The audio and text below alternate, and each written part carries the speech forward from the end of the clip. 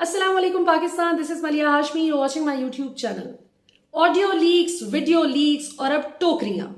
पता नहीं पाकिस्तान की सियासत और सहाफत ने अभी मजीद कौन कौन से शर्मनाक दिन देखने हैं कि जहां इस नियत से नवाजा जाए चंद सहाफियों को कि वो करप्शन पर सवाल ना करें, वो करप्शन पर पर्दे डालें, उसको हलाल साबित करें, और जो शख्स करप्शन या ऐसी करप्ट प्रैक्टिसेस के खिलाफ खड़ा हो इमरान खान की तरह, तो उस पर गंद उछाला जाए।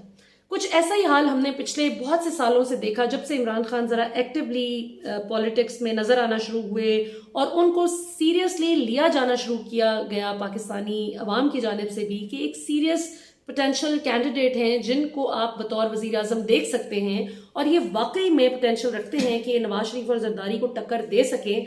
तब से हमने देखा कि नवाज शरीफ और जरदारी की करप्शन को हलवा साबित करने पर दिन रात एक कर दिए चंद सहाफियों ने, और फिर हमने देखा द रेस्ट इज हिस्ट्री। आप सब जानते हैं कि कैसे उनको सरकारी हज करवाए गए, सरकारी खर्चे पे उनके फॉरेन टूर्स होते थे, ट्रिप्स होते थे, उनको लाखों रुपए की तनख्वाहों पर नौकरियां अच्छी अच्छी दिलवाई गई महज इसलिए कि इनकी करप्शन को हलवा साबित करें।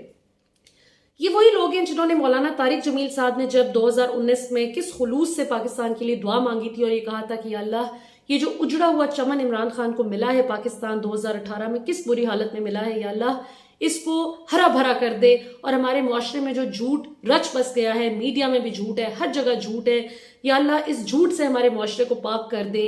ये ऐसे बेशरम लोग हैं जिसे एक टर्म यूज होती है मुतमईन बेगैरत, एक्सक्यूज माई फ्रेंच, ये ऐसे मुतमईन बेगैरत हैं कि इन्होंने हमारे इस कदर रिस्पेक्टेबल, इस कदर हमारे बाइज्जत मजहबी स्कॉलर मौलाना तारिक जमील साहब, जिन्होंने हमेशा ये जो सुन्नी शिया अहले हदीस बरेलवी ये जितनी भी इख्तलाफात होते हैं इन सबको ख़त्म करने की बात करते हैं, मोहब्बत का पैगाम देते हैं, और पता नहीं कितने लोग उनकी वजह से माशाल्लाह मुसलमान भी हुए। अल्लाह ताला ने उनको ऐसा खुशकिस्मत बनाया माशाल्लाह। हमारे मोअज़्ज़ज़ रिलीजियस स्कॉलर को इन्होंने उनकी तज़हीक की, उनकी तजलील की और उनको मजबूर किया कि वो माफ़ी मांगे। किस बात पर? कि उन्होंने पाकिस्तान के लिए दुआ क्यों की है। खुदा की शान है कि ये लोग जिनकी करप्शन का दिफा करते हुए उनके कसीदे पढ़ते थे और जिस कॉन्फिडेंस से उन्होंने मौलाना तारिक जमील साहब को तज़हीक का निशाना बनाया जिन लोगों के सर पर, आज उन्हीं लोगों की ऑडियो लीक सामने आती है और वो कहते हैं कि ये कुत्ते की तरह भौंकते हैं।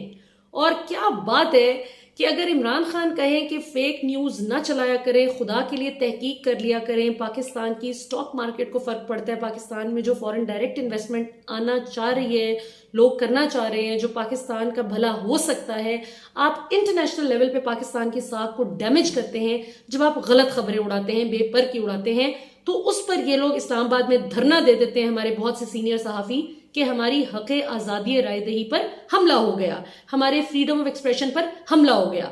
लेकिन मरियम नवाज और परवेज रशीद इनको कुत्ते से तशबीह दें तो ये सर झुकाकर खामोशी से चुपचाप खड़े रहते हैं कि इनको पता है कि अगर हम बोले तो एक तो ये कि आइंदा टोकरियां नहीं आएंगी, और अगर हम बोलते हैं और कोई बात नागवार गुजर गई हमारे मालिकों को, तो फिर पिछली टोकरियां ही ना हमारे सर पर आन गिरें कि तुम कैसे एहसान फरामोश हो।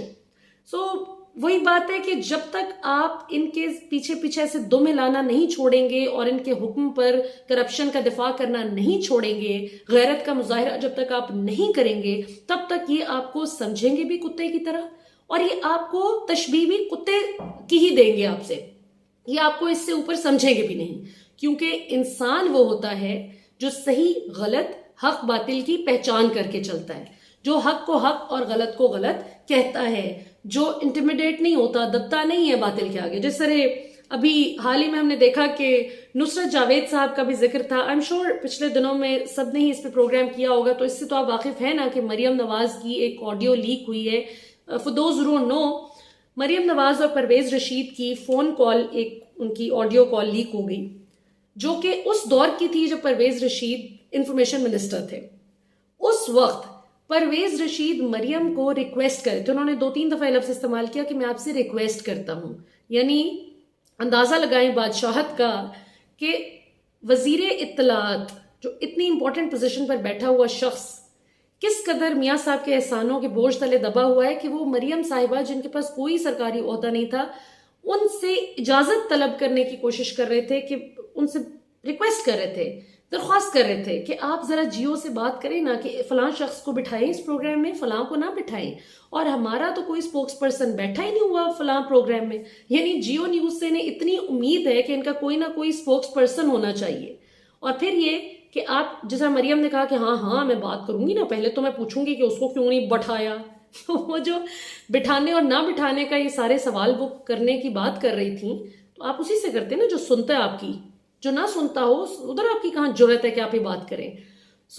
मरियम नवाज से आज जब सवाल किया गया, एक सहाफी ने पूछा कि क्या आप इस बात पर माफी मांगेंगी कि आपने सहाफियों को कुत्ते से तशबीह दी, तो गेस व्हाट, मरियम ने न सिर्फ ये कि माफी मांगने से इनकार किया, बल्कि फरमाया कि मैं तो ये पूछना चाहती हूं कि किस को ये हक हासिल है कि वो मेरी फोन कॉल, ऑडियो कॉल जो है वो टैप करे, मेरा फोन टैप करे, किसको ये इजाजत है, किसको ये हक हासिल है कि वो ये करे।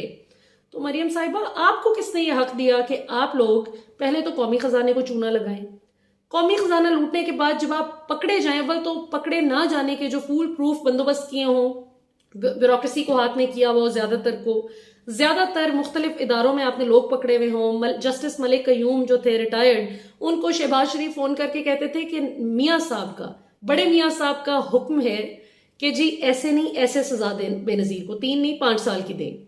तो जाहिर बात है कि जब इदारे आपने जेब में कर रखे थे और फिर भी जरा सा भी जो आपको शुबा था कि कहीं कोई एहतसाब ना हो जाए, तो इस दिन के लिए आप लोगों ने जजेस की जो, या मुख्तलिफ इंपॉर्टेंट क्वार्टर्स में बैठे हुए लोगों की जो आपने वीडियोस, नाजेबा वीडियोस आपने इकट्ठी कर रखी हैं, जिसपे आप फरमाती हैं कि मियाँ साहब जिस वक्त मुनासिब समझेंगे वो लेकर आएंगे नाजेबा वीडियोस।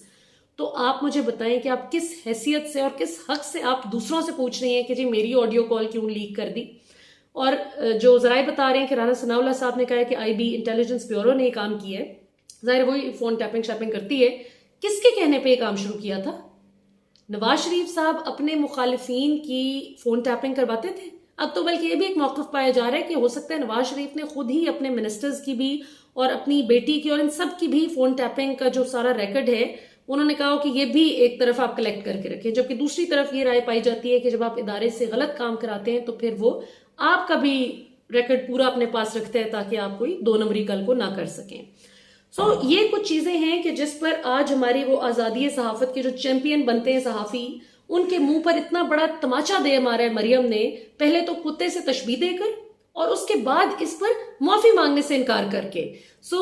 आइंदा के बाद अगर आप किसी भी ऐसे सीनियर सहाफी को देखें कि जो इमरान खान को फेक न्यूज के खिलाफ जब वो बात करते हैं कि ना चलाया करें फेक न्यूज, जिसको ये कहते हैं कि आजादी रायदही पे हमला हो गया है, या किसी खातून का अगर आप कोई गलत चीज पकड़ लें, कोई गलत खबर पकड़ लें, कोई चोरी किया गया आर्टिकल पकड़ लें, कोई भी गलत चीज आप किसी की पकड़ें, तो जेंडर की बुनियाद पे, जिन्स की बुनियाद पे जो होता है कि हो मैं खातून हूं तो मेरी हरासमेंट हो गई है। आइंदा ये जो फेक हरासमेंट कार्ड, फेक औरत कार्ड, फेक ये जो जमहूरियत के नारे लगाने वाले, फेक आजादी रायदही के नारे लगाने वाले जब ये बात करें ना, तो उनको एक ही सवाल पूछा जाए कि जब आपको कुत्ते से तशबीह दी गई थी महज इसलिए कि आप उनकी करप्शन का दिफा नहीं कर रहे, जो लोग वो कुत्ते हैं, तो उस पर आप क्यों नहीं बोले? क्या आप वाकई ये समझ बैठे हैं? या इसकी 2 ही वजूहत हो सकती हैं, या तो आपको मसला ही नहीं है कोई, आपको लगता है कि ठीक है उन्होंने बिल्कुल सही तशबीह दी है, हम इस काबिल हैं कि हमें कहा ही ये जाए, या कोई दूसरी सूरत हाल ये है कि आपको डर इतना है कि आइंदा को ना कोई टोकरी मिलेगी, और जो माजी में इतनी टोकरियां, सरकारी हज, बैरून ममालिक सरकारी खर्चे पर सैरें हम इतनी कर चुके हैं कि अब कोई ना कोई पुरानी टोकरी ही हमारे सर पर ये दे मारेंगे अगर हमने इनके खिलाफ बात करने की जुर्रत की।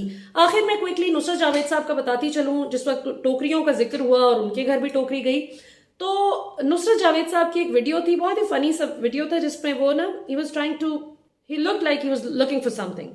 तो मैंने उसमें एक कैप्शन दी कि कमबख्त टोकरी कहाँ रह गई, टोकरी पहुंचे तो मैं मियाँ साहब की करप्शन को हलाल साबित करूं।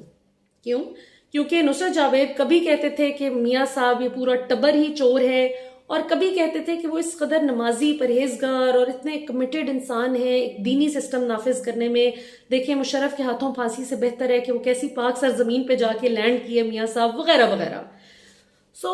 इतना जो पैराडाइम शिफ्ट इनकी एक ही बंदे की खसलत के बारे में हो, तो आपको डाउट होता है कि ये बंदा या तो इनको बाइपोलर डिसऑर्डर है, मल्टीपल पर्सनालिटी डिसऑर्डर है, या फिर कोई ना कोई ऐसी टोकरी पीछे कार फरमा है जिसकी वजह से ओपिनियन चेंज हो रही है। तो नुसरत साहब ने फरमाया, मेरी ट्वीट पर एक खातून ने लिखा कि मलिया इतनी दुरुस्त बातें करती है कि ये टोकरियों को बड़ी तकलीफ होती है। तो उन खातून की ट्वीट को कोट करके नुसरत साहब ने कहा कि हाँ, मैंने 2017 में वजीर आजम हाउस से टोकरी वसूल की थी। लेकिन मलिया हाशमी इस बात का जवाब दे कि 2009 में कौन था जो इसको जबरदस्ती आप न्यूज में रखवाने की कोशिश कर रहा था। तो मैंने जनाब को जवाब दिया कि मैं 2009 में अभी पढ़ रही थी। 2009 में तो मैं हाई स्कूल में थी, 2013 में जाके तो मेरी तालीम खत्म हुई है। तो मैंने कहा कि get yourself checked, get well soon, Allah आपको सेहत दे, आप ठीक ठाक हों। और ये टोकरी के साइड इफेक्ट्स लग रहे हैं मुझे, जिसमें खैर बहुत से लोगों ने खूब ही उनका तवा लगाया। कुछ इनके जो ब्रिगेड है, गालम गलोच ब्रिगेड, जो मरियम ने पाकिस्तान की अवाम के टैक्स के पैसे से ये जो कीमे वाले नान वाली ब्रिगेड खरीद रखी थी, जिनको भी इमरान खान, जिनके पूरे खानदान को इंशाल्लाह, जहां पूरी कौम को पूरे पंजाब को केपी की तरह मिलेगा 10 लाख रुपए तक का मुफ्त इलाज, इनको भी मिलेगा। जो 20 रुपए के 15 रुपए के कीमे वाले नान पे बिकने वाले लोग हैं, इनके लिए भी इमरान खान ने हर तरह की सियासी जो वाबस्तगी है किसी की, उसको बालाए ताक रखते हुए पूरी अवाम के लिए ये अच्छा इनिशिएटिव लिया है।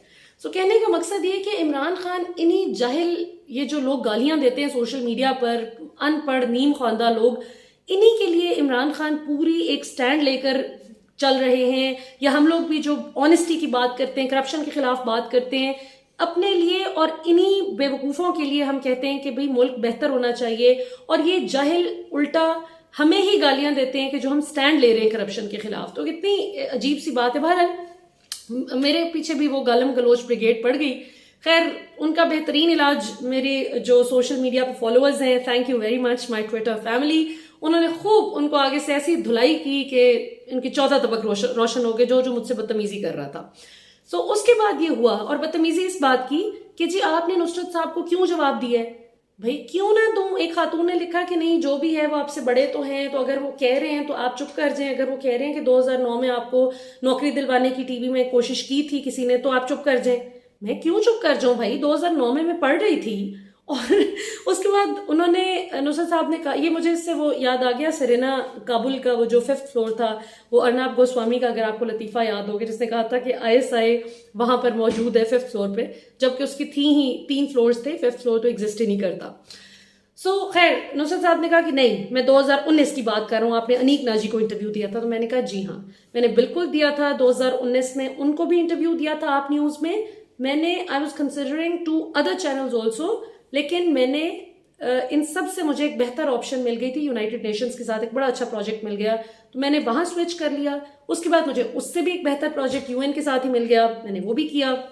और फिर मैंने मीडिया 2021 में उन प्रोजेक्ट्स के साथ साथ ज्वाइन किया कि जब मुझे एक अच्छी अपॉर्चुनिटी पब्लिक न्यूज पे मिल गई, और वो भी अल्लाह का शुक्र है बगैर किसी रेफरेंस के। मतलब public news reached out to me, उनको कोई खातून एंकर चाहिए थी, मुख्तलिफ लोगों का वो इंटरव्यू कर रहे थे, मेरा भी इंटरव्यू किया, मैं शॉर्टलिस्ट हो गई, मुझे कॉल आ गई। और अल्लाह का शुक्र है कि आज कोई भी ये नहीं कह सकता कि हमने मलिया को रखवाया है। मतलब शुक्र अल्हम्दुलिल्लाह कि मीडिया में मुझे जो ब्रेक मिला है, ब्रेक थ्रू मेरा अल्लाह की तरफ से इंडिपेंडेंटली हुआ, माशाल्लाह माशाल्लाह। बाकी ये कि जिंदगी में मैं, आई ट्रूली बिलीव, मैंने जहां जहां भी पढ़ते पढ़ते भी बड़ा मुझे शौक था कि मैंने कुछ बनना है, कुछ करना है। मैंने जिंदगी में जितने भी प्रोजेक्ट्स किए हैं, काम किया है, भाग दौड़ की है, उसमें मुझे जहां कभी कहीं भी लगा है कि यहाँ पे कोई अच्छे राइटर की जरूरत है, और मुझे अगर पता है कि कोई लड़का या लड़की अच्छा लिखता है, तो मैं फौरन उसको रेकमेंड करूंगी कि भाई इसको आप देख लीजिएगा।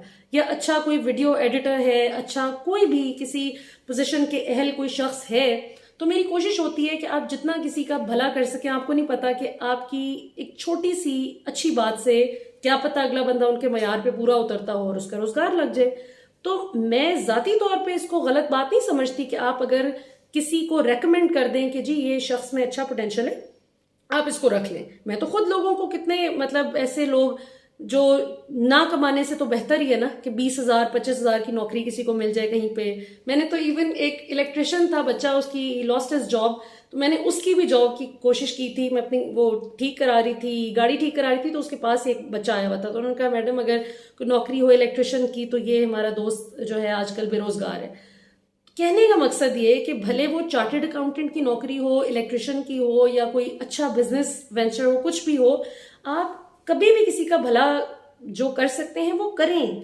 भला करने में मसला नहीं है, टोकरियां भेजने में मसला नहीं है, एज लॉन्ग एज उन टोकरियों के बदले में आप अपनी करप्शन का दिफा ना करवाएं। ये बात बड़ी इंपॉर्टेंट है। हमें इससे कोई मसला नहीं है कि कोई टोकरियां लेता है, जो भी लेता है, हमें कतन कोई मसला नहीं है। लेकिन मसला इस बात से है कि टोकरियां लेने के बाद जो आप लोग पाकिस्तानी कौम के साथ ज्यादती करते हैं, कि आप करप्शन को हलाल साबित करने की कोशिश करते हैं। जो हमजा शहबाज ने कहा था कि बच्चों करप्शन होती है, ये होती रहती है, ऐसी कोई बात नहीं, इस पर परेशान होने की जरूरत नहीं है। ये वो चीज है जिससे हम इख्तलाफ रखते हैं। बाकी ठीक है, आप टोकरियां छोड़ के आप टोकरियां सर पे लेके फिरें, हमें क्या फर्क पड़ता है। लेकिन जो हमारे सहाफती इक़्तिदार हैं, जो सियासी कुछ हमारा सियासत में एक जो मयार होना चाहिए, जो आपको फेयर तरीके से सियासतदानों को भी जवाबदेह होना चाहिए और सहाफ़ियों को भी सवाल करना चाहिए, उसको कॉम्प्रोमाइज़ नहीं होना चाहिए। अब तक के लिए इतना ही। अकबर एस बाबर साहब का मैंने इंटरव्यू किया है, वो कल आप रात को पब्लिक न्यूज़ पे देख सकेंगे इंशाल्लाह। उस हवाले से भी मैं कल वीडियो में बताऊंगी कि उन्होंने क्या शगुफे छोड़े और फिर मैंने उनसे क्या क्या सवालात किए जिनके वो जवाब किस किस चीज़ का जवाब दिया और किस किस चीज़ का वो जवाब नहीं दे सके। अब तक के लिए इतना ही। पाकिस्तान जिंदाबाद।